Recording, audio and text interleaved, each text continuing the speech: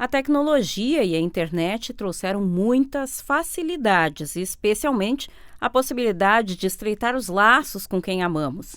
Uma bênção nestes tempos de distanciamento impostos pela pandemia, não é mesmo? Mas como todos os prós têm seus contras, abriu a porta para o cometimento de toda sorte de crimes, nos obrigando a redobrar cuidados. E em tempos de eleição nem se fala. A disseminação de informações falsas, a clonagem de contas, os perfis fakes para denunciar o oponente e por aí vai. Para aqueles que acreditam que atrás da tela tudo é possível, um alerta. Não é bem assim. Esse período eleitoral ele traz uma preocupação cada vez maior em relação a justamente a ofensa, a divulgação de dados em relação a outros candidatos de forma criminosa, por assim dizer. Seja injuriando, difamando ou caluniando. Além disso, né, a questão da desinformação, as chamadas fake news, podem provocar também início de procedimentos na Justiça Eleitoral, na Polícia Federal, até mesmo na Polícia Civil. Isso também, a partir de 2019, é tido como uma possibilidade de responsabilização criminal.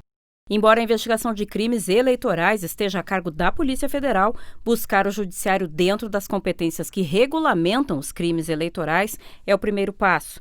Na Delegacia de Polícia Civil, os registros de crimes comuns, que podem estar relacionados com os eleitorais, especialmente crimes contra a honra. Já os crimes cibernéticos, de uma maneira geral, têm crescido em Cachoeira do Sul. Nós temos notado um grande aumento de registro desse tipo de crime, tá? Principalmente agora nesse período de pandemia, com a profusão do uso das redes sociais e de compras online. Tá? Cada vez mais nos chega registros envolvendo crimes, fraudes, estelionatos. O mais comum ainda é os crimes contra a honra, tá? Que se utiliza redes sociais, às vezes de forma anônima, para difamar, denegrir a imagem de uma pessoa. Mas, seguidamente, também temos os crimes de fraude e de estelionato. Temos as mais variadas redes sociais são utilizadas principalmente para os crimes contra a honra, né? Tanto o WhatsApp quanto o Facebook, as difamações contra pessoas.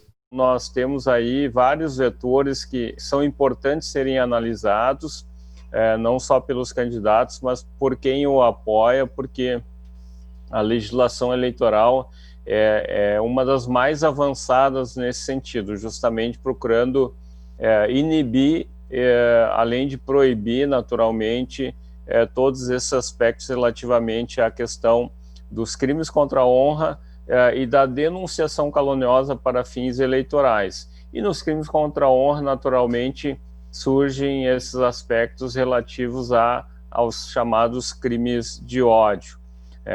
A própria Justiça Eleitoral deve disponibilizar um sistema específico para denúncias. A lógica é que o direcionamento vá pelo Ministério Público Eleitoral, à Justiça Eleitoral, e somente depois a Polícia Judiciária, seja a Polícia Federal, seja a Polícia Civil, onde lhe cabe, atuar nesse sentido.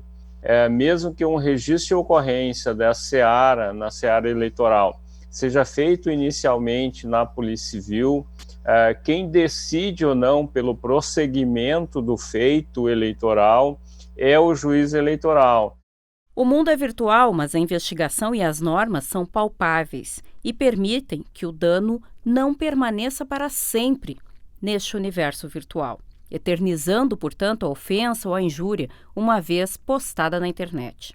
Tem um aspecto extremamente importante aí, Thelma, que é justamente a possibilidade, vamos dizer assim, de retirada deste conteúdo da internet. A própria lei eleitoral, a lei 9.504, não é o Código Eleitoral, é chamada lei eleitoral, prevê lá no seu artigo 57, um dos itens lá, justamente essa possibilidade de retirada de uma informação da internet toda vez que ela ofenda, que ela atinja outro candidato de maneira desonrosa, de maneira inadequada, por assim dizer. Da mesma forma, a própria lei eleitoral, do mesmo artigo 57, prevê, por exemplo, a suspensão de um conteúdo da internet toda vez que ele desrespeitar a legislação eleitoral. Então, são 2 pontos importantes, por isso que eu disse que a legislação eleitoral ela é mais avançada nesse sentido, e nós temos, do lado dessas 2 previsões, uma outra previsão que é do Marco Civil da Internet, lá no artigo 18, prevendo justamente a possibilidade de retirada, num sentido geral, de informações do contexto da internet. Todas elas, as 3 que eu mencionei, são com ordem judicial. E aquele que eventualmente persistir na disseminação da publicação, atenção, é responsabilizado também.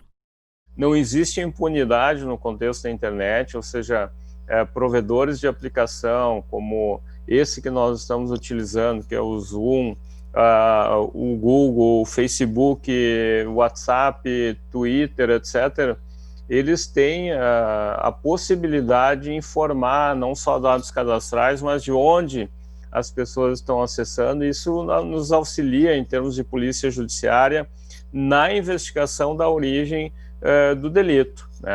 Até porque o delito já está formatado através daquela postagem. O que a polícia judiciária precisa fazer é justamente procurar identificar de onde está partindo aquele acesso indevido, aquele acesso malicioso, né? Por isso também existem aquelas possibilidades que eu mencionei antes de retirada e suspensão de conteúdo, que eu chamo propriamente de possibilidades normativas de redução de dano cibernético. Repassar esse dado que foi retirado print ou salvo a foto, ou enfim, a informação retida, também configura crime? Também configura, não só quem faz a primeira publicação, mas quem compartilha isso está incorrendo no mesmo delito. Dependendo do contexto, até uma curtida pode ser avaliada nesse aspecto. E para quem ainda não sabe como agir em caso de ataque à honra por meios cibernéticos, aí vai o caminho.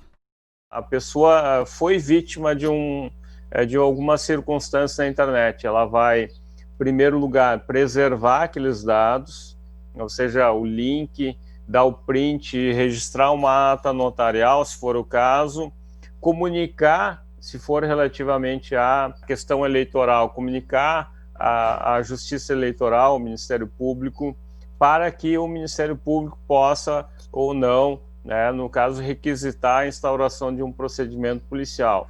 Pode ser feito, sim, um registro de ocorrência previamente, nesse sentido, para iniciar a investigação criminal. No caso da finalidade eleitoral, tem de haver o aval da Justiça Eleitoral.